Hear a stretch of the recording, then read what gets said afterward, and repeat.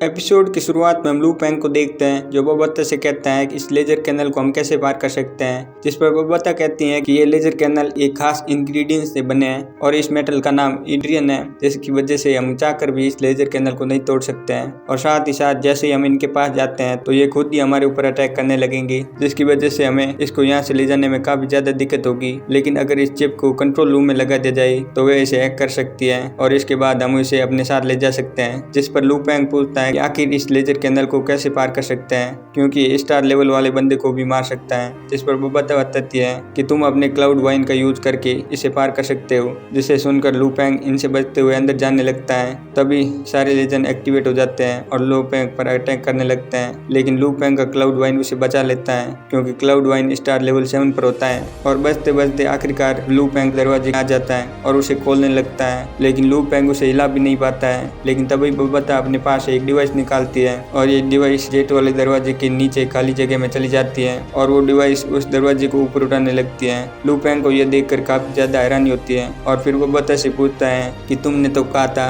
कि इस दरवाजे को खोलने के लिए कल्टीवेटर को स्टार लेवल पर होना चाहिए, तो ये छोटा सा डिवाइस आखिर इस दरवाजे को कैसे खोल पा रहा है। जिस पर बोबाता बताती है कि इसका नाम हार्टले जैक है, जो कि इससे भी भारी मेटल को आसानी से उठा सकता है। फिर लू पेंग कमरे के अंदर आता है और उसमें चिप लगा देता है और बोबाता तुरंत ही इस चिप को हैक करना स्टार्ट कर देती है, जिससे जेट धीरे धीरे स्टार्ट होने लगता है। अब जेट के स्टार्ट होते ही वहाँ की डिस्पैचिंग सिस्टम भी एक्टिवेट हो जाती है, जो कि स्कैन करके पाती है कि इस जेट को कोई इंसान हाईजैक कर रहा है। वो उसे मारने के लिए 3 रोबोट को एक्टिवेट कर देती है। अब इसके बारे में बोबाता को भी पता चल जाता है और वो लू पेंग को अलर्ट कर देती है। तभी वो रोबोट लू पेंग पर अटैक कर देता है और लू पेंग खुद को बचा लेता है और शटल का यूज करके उस पर अटैक कर देता है। इस शटल का पावर इतना ज्यादा था कि खुद होंग भी इसका अटैक सहन नहीं कर पाता, लेकिन इन रोबोट्स का कुछ भी नहीं होता है। फिर लू पेंग अपने कॉपर एसेंस का भी यूज करता है, लेकिन उनका भी कोई असर नहीं होता। ये देखकर लू पेंग काफी ज्यादा हैरान होता है और उनसे बचने के लिए वहां से भागने लगता है, लेकिन तभी वो रोबोट अचानक से रुक जाते हैं। यह देखकर वह बोबाता से इसके बारे में पूछता है, जिस पर बोबाता कहती है कि मैंने इसको हैक कर लिया है और अब ये हमारे पपेट बन चुके हैं। फिर बोबाता बताती है कि ये इंट्रियम मेट्रियम से बने होते हैं, जिसकी वजह से हमारे अटैक उनके ऊपर काम नहीं कर पा रहे थे।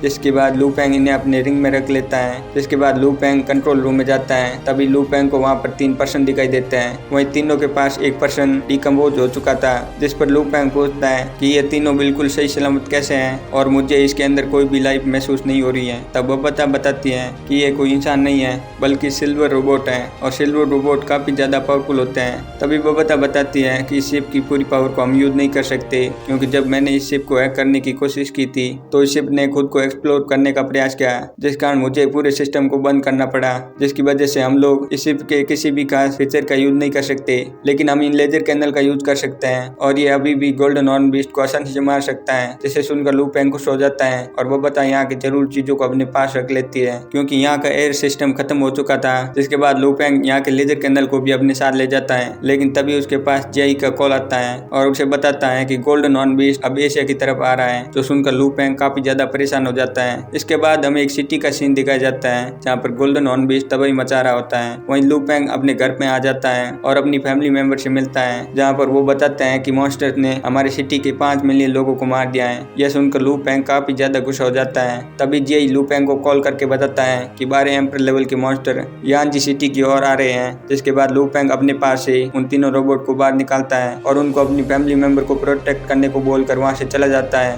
अब हम साउथर्न मिलिट्री बेस का सीन देखते हैं, जहाँ पर एम्पर लेवल के 6 मॉन्स्टर तबाही मचा रहे थे और उन्होंने वहाँ के सभी मिलिट्री बेस को डिस्ट्रॉय कर दिया था, जिसकी वजह से वहाँ के लोग काफी ज्यादा परेशान थे। लेकिन तभी वहाँ पर एक पर्सन की एंट्री होती है जिसकी स्पीड काफी ज्यादा होती है। अब यह देखकर रिपोर्टर बताता है कि ये तो लू पेंग है और इस टाइम लू पेंग की स्पीड 56 किलोमीटर पर सेकंड होती है, जिसको देखकर स्टार ट्रेवल लेवल के बंदे काफी ज्यादा हैरान होते हैं, क्योंकि ये स्पीड होंग से भी काफी ज्यादा थी। और लू पेंग मॉन्स्टर के पास आ जाता है जो काफी ज्यादा बड़े होते हैं। तभी एक मॉन्स्टर जो जेलीफिश टाइप का एम्परर मॉन्स्टर होता है वो लू पेंग की ओर बढ़ने लगता है। यह देखकर सभी लोग काफी परेशान हो जाते हैं, क्योंकि इस मॉन्स्टर का पॉइजन अर्थ का सबसे पावरफुल पॉइजन होता है। वो अपने पॉइजन से लू पेंग पर अटैक कर देता है, लेकिन लू पेंग अपने मेंटल पावर का यूज करके अपने चारों तरफ एक बैरियर को क्रिएट कर देता है और खुद को बचा लेता है और अपने आर्क ब्लेड का यूज करके एम्परर लेवल के मॉन्स्टर को एक ही बार में चीर कर मार देता है। यह देखकर सभी वॉरियर काफी ज्यादा हैरान होते हैं, क्योंकि इसे मारने में होंग और थंडर गॉड को भी काफी टाइम लगता है, लेकिन लू पेंग ने अपने एक ही अटैक में उसे मार दिया। इसी के साथ हमारा एपिसोड यहीं पर खत्म होता है।